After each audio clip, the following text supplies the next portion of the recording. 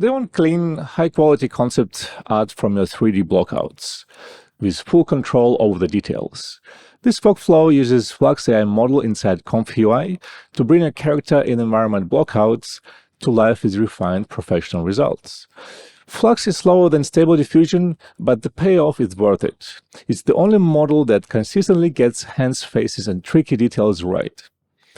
You'll learn how to refine specific problematic areas and how to automatically batch process multiple images at once.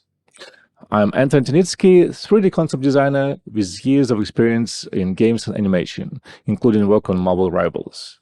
I built the system to bring the same level of control and polish to AI-driven workflows. It includes everything you need: ComfyUI setup, step-by-step training, ready-to-use workflows, Blender scenes, and a private Discord for help and feedback. Start mastering ComfyUI in Flux for detailed character and scene design today.